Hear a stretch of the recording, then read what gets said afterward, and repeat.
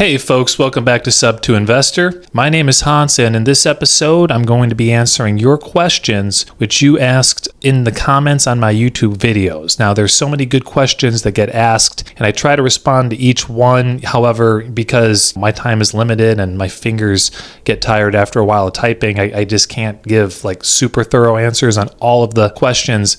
So I wanted to take a moment just to answer some of the questions that you asked in the comments. So let's get to it. And you're not going to want to miss one of the best questions I've ever had on creative finance. So stay tuned to the end to learn some more about subject to and doing creative real estate investing. All right. So the first question I want to bring up here is from Takari TV 4987. And they asked, what happens if the person passes away while you're doing the subject to deal? Great question. So as long as you've closed on the property and the seller has signed the deed of the house over to you, then you are golden. In fact, I don't want to be dark about this, and I kind of made a joke in my comment, but you have now no liability with regard to that seller and the loan being in their name. Since they are now deceased, it's no longer an issue. If you have the deed and you have all of the proper paperwork in place, like the third-party authorization, the limited durable power of attorney, then you should be able to track that loan down if that seller is deceased because you have the proper paperwork in place. Now, sometimes lenders can be difficult to work with and won't accept a POA or a third-party authorization if it's not done exactly the way they want. So there is always some inherent liability in doing a subject to deal. What's awesome is that you don't ever have to worry about that seller coming back to you and complaining about the loan being in their name because they're dead. It sounds so terrible to say that, and it's a tragic thing. I don't want to take that lightly at all. But honestly, it's good for you in the sense that you don't have to worry about that seller ever coming back and making a fuss about the loan still being in their name. They also asked, how do you sell the contract to somebody if you are supposed to keep in contact with the seller until the mortgage is paid?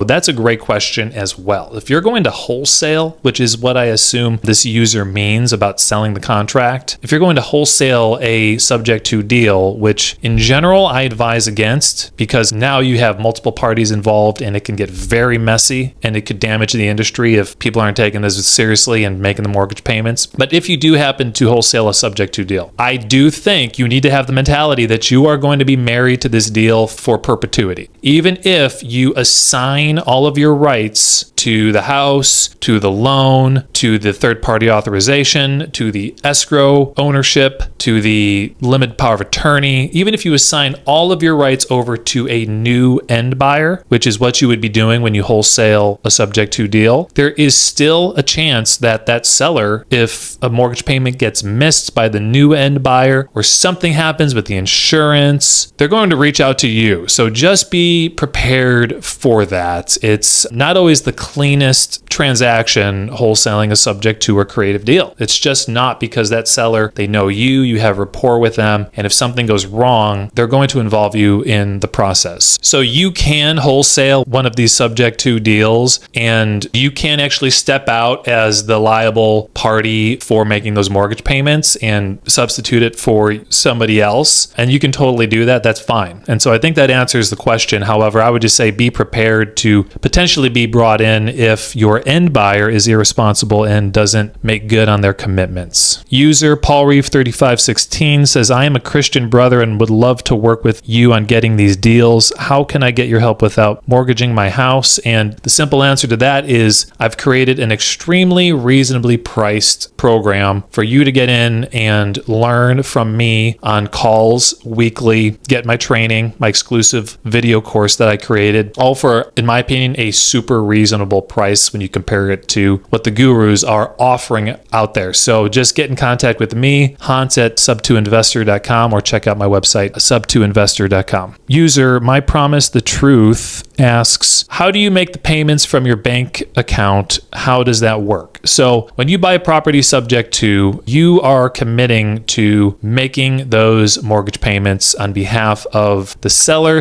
/ borrower every single month. How exactly do you get the funds from your business to the seller/borrower's mortgage company? That's a good question, and typically what we do is we get the username and password of the seller's online banking, and this is going to be in a page that we give them as part of our sub 2 closing packet at closing or before closing. We're going to get the login credentials to their online banking and set up our checking account, our business checking account, on auto pay to pay that mortgage every single month. And there are some intricacies that go into this. The first thing you're going to want to remember is that when you go to log in to the online banking of whatever the note servicer is, if it's Wells Fargo or PennyMac or whoever, likely it's going to need to authorize you because you're signing in from a device that's different from what's been used in the past. So you're going to want to have the seller sort of on call to send you the authorization code, which is going to probably get emailed to them or text message to them. You're going to have to input that. Then you'll log on, and then you're going to have ownership of that account. So you're going to go in, you're going to change the email address, the password, and then the contact information, your address, the place where you do business, your business mailing address. And then you're going to set up the payments. If they had a bank account set up,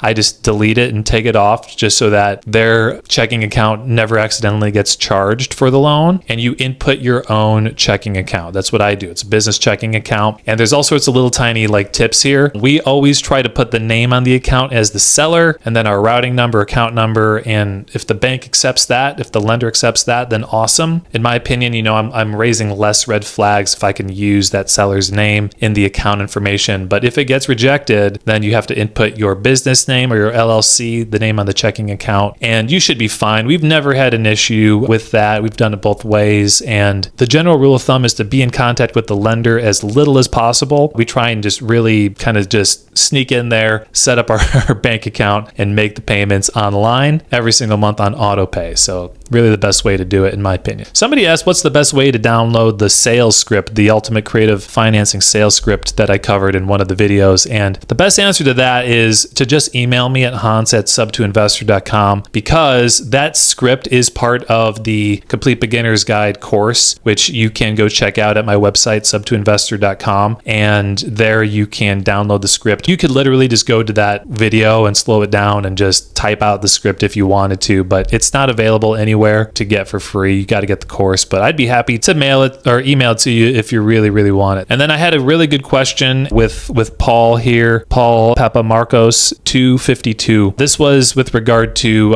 insurance questions. So is this advisable to do? He's asking about sending a notification of the establishment of a trust to the lender. If they're reaching out to you about, the insurance, why is the insurance not in the name of the borrower? Then what I had said previously is you can send the lender a notification of the establishment of a trust. And what that does is it lets the lender know property is now held in the name of a trust. And so make sure, the lender, that you are aware of this. And by the way, in the additional insured section on the declaration policy, here's the name of the seller. So that should make you happy and now go away, bye-bye. So Paul said, is this advisable to do even after you already closed in your personal name? Now, I would say yes. If you've closed in your personal name and you have a lender reaching out to you on a sub 2 loan, why is the name different on the insurance policy? Why does the name on the insurance policy differ from the name of the borrower? Then I would myself I would just quit claim the property into a trust like ASAP, and then I would send a notification of the establishment of a trust to the lender, and I would just be the trustee. And you could always say, if there's a conversation, likely you're not going to hear anything back. But if they ask, okay, well, we noticed that the name on the title policy was some different name, well, then make that name the trustee. So if that was you, make yourself the trustee of the trust. And this was an accident, right? So instead of transferring the property into the name of a trust, what happened was you accidentally transferred it into your name. And what you meant to do is put it into the trust because you're just the trustee of this trust. And the seller, for all that the lender can guess and know, is still a member in the trust and actually owns the property. Now, this is all smoke and mirrors and is not the case, but you just don't want the lender to know that there's been a sale of the property. So if you've accidentally closed in your personal name on a sub 2 deal and you have a lender reaching out to you about it, then I would quitclaim the property into a trust and let the lender know with a letter entitled Notification of the Establishment of a Trust that this is what the seller, the borrower, has done for estate planning purposes, and you are the trustee, and here's a copy of the insurance policy with the seller/borrower as the additional insured or additional interest, and you should be good to go. That should really take care of it. So that's a great question from Paul. And then here's another question from Biancaol 6968. How many substitute properties do you need for great passive income that's enough to live very comfortably? Very good question. And my exit strategy is to do lease and options and contract for deed/wrap notes. So basically, seller financing is my exit strategy. And so if you're buying subject to and then selling seller financing, and if you're cash flowing those on average, let's say $400 a month, which I think is a reasonable average for those kinds of deals, then it's just a matter of how many $400 a month deals do you need to live comfortably to meet your lifestyle. If you need only $4,000 a month to live off of, pay your rents, to get by, and to save a little bit, well, then maybe you only need to do 10 deals to get $4,000 a month of passive income. But if you need, let's say, $12,000 a month of income to live comfortably, well, then you're going to need to triple that. You're going to need at least 30 deals that are cash flowing $400 a month to make $12,000 a month in passive income. So I hope that answers the question. It's very subjective for each person what comfortably means, and it also varies how much these deals cash flow. But I'd say on average,